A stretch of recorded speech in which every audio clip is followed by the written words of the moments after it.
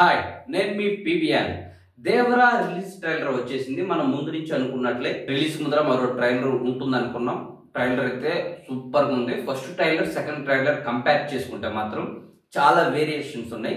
ఎక్కడ repeat shots అనేవి లేకుండా చాలా జాగ్రత్తగా సెకండ్ ట్రైలర్ అయితే కట్ చేశారు. కొరటాల శివ అండ్ ఎన్టీఆర్ మొదటి నుంచి చెబుతున్నారు స్టోరీ చాలా అంటే చాలా పెద్దగా ఉంది, అందుకే 2 పార్ట్లు తీస్తున్నామని. అదేవిధంగా ట్రైలర్ చూస్తే కూడా ఈ 2 ట్రైలర్స్ మనం గమనిస్తే స్టోరీ చాలా పెద్దగా ఉందని అర్థమవుతుంది. ఇందులో ప్రధానంగా ఒక అస్థిపంజరం షాట్ ఉంటుంది. సముద్రం లోపల అస్థిపంజరాలతో ఒక షాట్ అయితే అదిరిపోయింది. షాట్ మాత్రం మైండ్ బ్లోయింగ్ అయ్యే షాట్. అది యూనిక్నెస్ అంటాం చూసావా, ఆ షాట్ లో మనకు కనిపిస్తుంది. అదేవిధంగా యాక్షన్ సీన్స్ అన్ని కూడా చాలా అంటే చాలా జెన్యున్ గా అనిపిస్తున్నవి.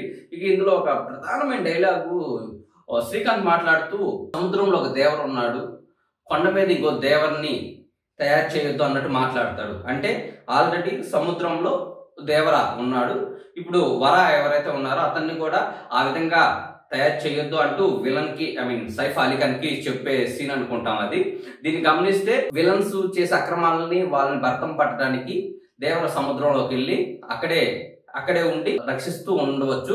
అతన్ని ఎదుర్కొనే శక్తి సైఫ్ అలీ ఖాన్ వాళ్ళకి లేక వర ఎవరైతే ఉన్నారో అతన్ని దేవరాకి పోటీగా తయారు చేసి అతనికి ఏమైనా మాటలు చెప్పి అతని సముద్రంలోకి తీసుకుని వెళ్ళవచ్చు. ఎందుకంటే మనకు కొన్ని షార్ట్స్ లో సైఫ్ అలీ ఖాన్ అండ్ వర ఇద్దరు సముద్రంలోకి వెళ్ళినట్టు మనకు కొన్ని సీన్స్ ఉన్నాయి.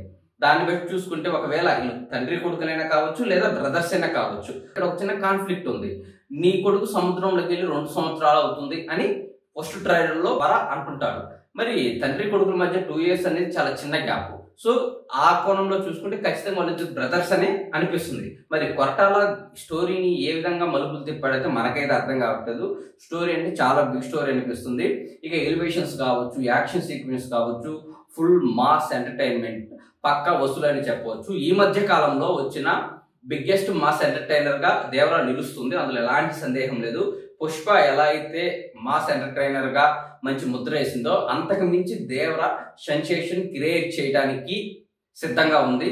మల్ల యుద్ధం పోటీ లాంటిది ఒక సీక్వెన్స్ అయితే కనిపిస్తుంది. ఇందులో 2 times ఆ సీక్వెన్స్ కనిపిస్తుంది. ఎందుకంటే దేవరా అండ్ సైఫ్ అలీ ఖాన్ ఒక సీక్వెన్స్, వర అండ్ వేరే టీమ్ తో ఇంకొక సీక్వెన్స్ కనిపిస్తుంది. అంటే ఆ ఫైట్స్ 2 times వస్తాయి. అదేవిధంగా ఆయుధ పూజలోని కొన్ని మనకి డ్యాన్స్ మూమెంట్స్ మనకి చూపించారు.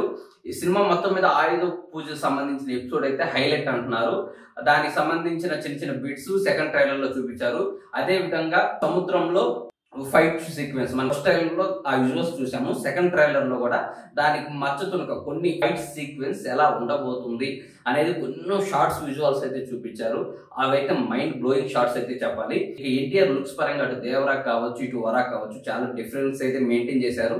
గతంలో లవ్ కుశలో 3 roles చేశారు, దేనికి సంబంధం లేదు. సో అలాగే ఈ సినిమాలో కూడా పూర్తిగా డిఫరెంట్ క్యారెక్టర్స్ అయితే ఎన్టీఆర్ ప్లే చేశాడు. ట్రైలర్స్ చూస్తుంటే అన్ని క్యారెక్టర్స్ కూడా బాగా క్లిక్ అయినట్లు అనిపిస్తున్నవి. నా వరకు అయితే ట్రైలర్ అయితే అల్టిమేట్ అదిరిపోయింది. ఇందులో మైక్రో అనాలిసిస్ చేయాల్సిన అవసరం అయితే లేదు. ఎందుకంటే ఇలాంటి మాస్ ఎంటర్టైన్మెంట్ మూవీస్ ని ఆ కోణంలోనే చూడాలి.